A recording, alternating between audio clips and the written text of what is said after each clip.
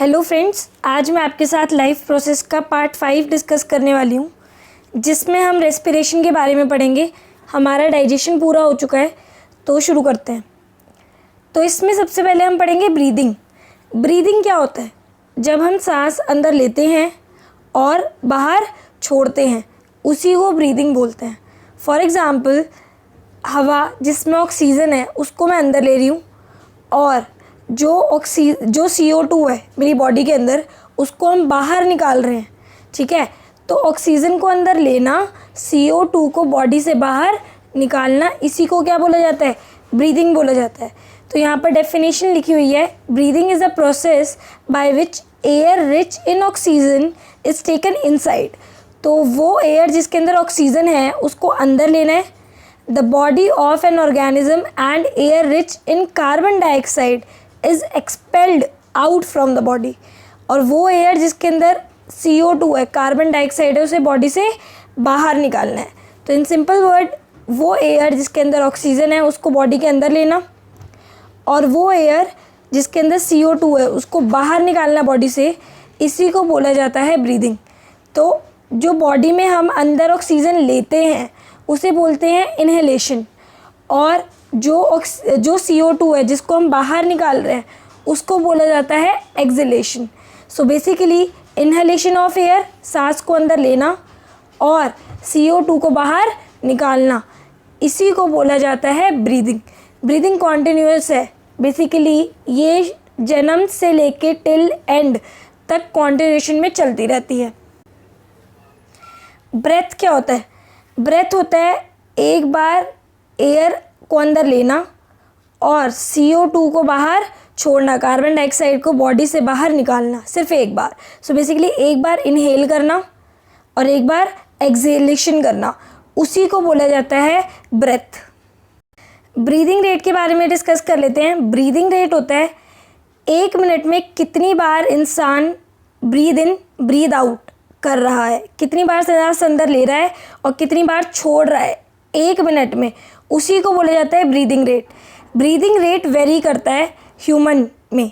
So basically जो average breathing rate होता है एक अडल्ट ह्यूमन में, वो है 15 से लेके 18 टाइम्स पर मिनट, यानी कि 15 से 18 टाइम्स हम 1 मिनट में ब्रीद इन ब्रीद आउट करते हैं।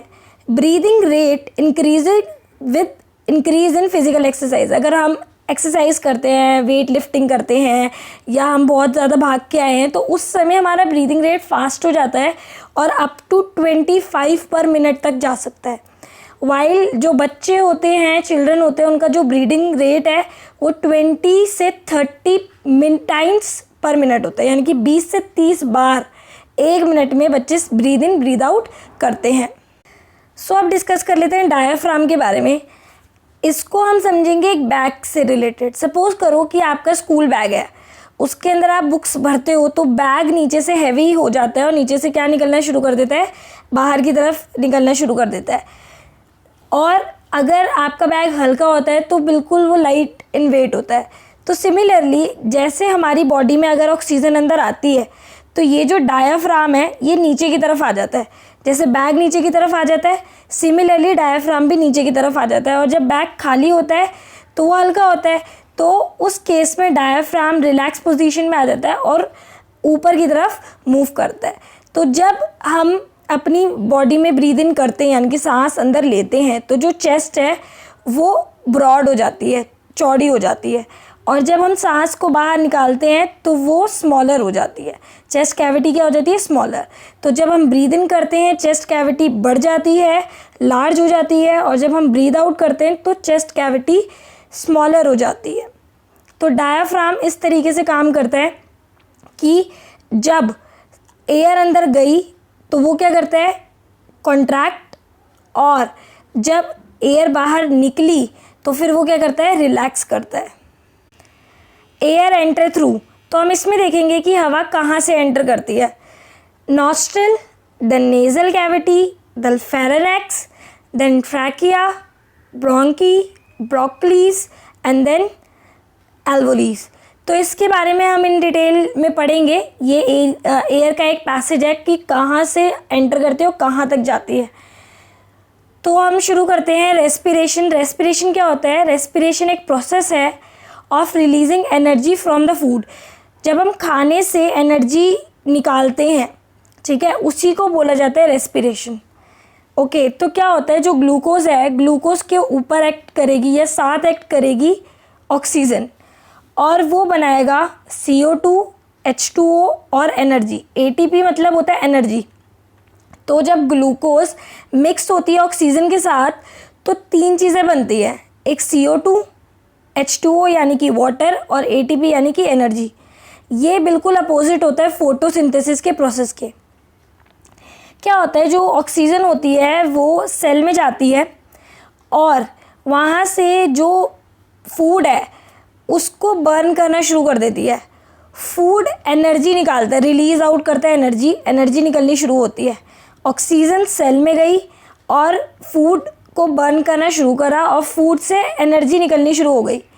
अब एनर्जी पूरी बॉडी यूज़ कर लेती है, सेल यूज़ कर लेते हैं, और जितना भी वेस्ट प्रोडक्ट है, वेस्ट प्रोडक्ट क्या निकलेगा? CO2 और H2O। ये 2 वेस्ट प्रोडक्ट निकलते हैं और साथ में निकलती है एनर्जी।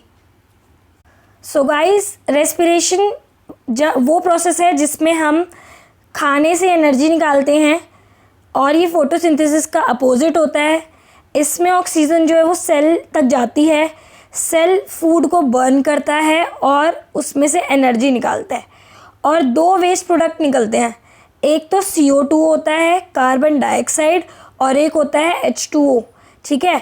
और इस प्रोसेस को हम बोलते हैं रेस्पिरेशन। सेलुलर रेस्पिरेशन क्या होता है? ये एक प्रोसेस है जिसमें जो फूड है वो सेल के अंदर टूटता है और एनर्जी निकालता है। तो खाना जो है वो सेल के अंदर डिवाइड हो रहा है छोटे छोटे पार्ट में, और बदले में वो क्या दे रहा है? एनर्जी दे रहा है। उसी को बोला जाता है सेलुलर रेस्पिरेशन।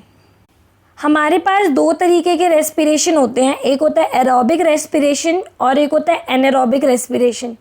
एरोबिक से ही मतलब समझ आ रहा है, एरोबिक, एरो का मतलब होता है एयर। तो वो रेस्पिरेशन जो एयर यानी कि ऑक्सीजन की मौजूदगी में होता है उसी को बोला जाता है एरोबिक रेस्पिरेशन। यानी कि जो ब्रेकडाउन ऑफ फूड है, जो खाना टुकड़ों में टूट रहा है, वो किसकी प्रेजेंस में टूट रहा है? ऑक्सीजन भी है साथ में, इसीलिए उसको बोला जा रहा है एरोबिक रेस्पिरेशन। और वो खाना जो टुकड़ों में टूटता है लेकिन साथ में ऑक्सीजन नहीं होती है उसको एनारोबिक रेस्पिरेशन बोलते हैं। जैसे कि हम समझेंगे, aerobic respiration breakdown of food, खाने का टूटना इन द प्रेजेंस ऑफ ऑक्सीजन, साथ में क्या है? ऑक्सीजन है। तो खाना कैसे टूटता है? जो ग्लूकोज है वो टूटेगा, CO2, वाटर और एनर्जी, ये इसकी इक्वेशन है।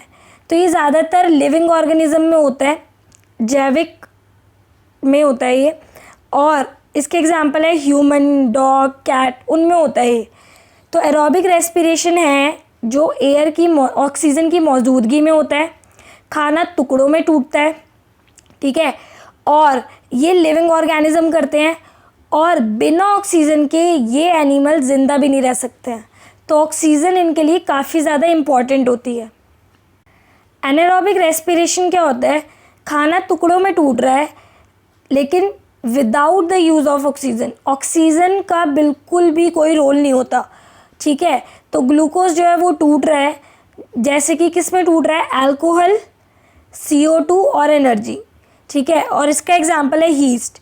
सो वो रेस्पिरेशन जो विदाउट ऑक्सीजन होता है, यानी कि ब्रेकडाउन ऑफ फूड, खाना टूट रहा है लेकिन ऑक्सीजन नहीं है, उसको हम बोलते हैं एनारोबिक रेस्पिरेशन। डिफरेंस डिस्कस कर लेते हैं aerobic respiration and anaerobic respiration में। Aerobic respiration it take place in the presence of oxygen. ये कब होगा? ऑक्सीजन की मौजूदगी में। खाना जो टूटता है ऑक्सीजन की प्रेजेंस में टूटता है। और anaerobic respiration it take place in the absence of oxygen. जब ऑक्सीजन नहीं होगी ये तब होगा।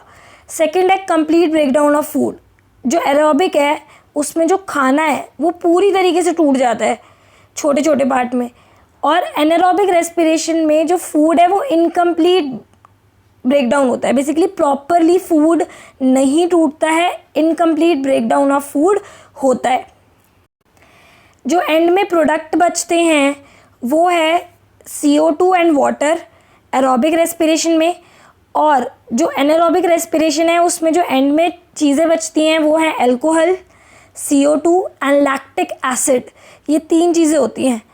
एरोबिक रेस्पिरेशन हमें ज़्यादा एनर्जी देता है, मोर अमाउंट ऑफ एनर्जी, यानी कि ज़्यादा एनर्जी बनाता है, और जो एनारोबिक रेस्पिरेशन है वो बहुत कम एनर्जी बनाता है, बिकॉज वो बिना ऑक्सीजन के एनर्जी बना रहा है, इसलिए उसकी जो अमाउंट ऑफ एनर्जी होती है वो कम होती है as compare to aerobic respiration के। तो आई होप स्टूडेंट आपको ये समझ आया होगा कि क्या होता है ब्रीदिंग रेट और एरोबिक रेस्पिरेशन, एनारोबिक रेस्पिरेशन। इसके बारे में हम इन डिटेल में पढ़ेंगे इसके सेकंड पार्ट में। Thank you.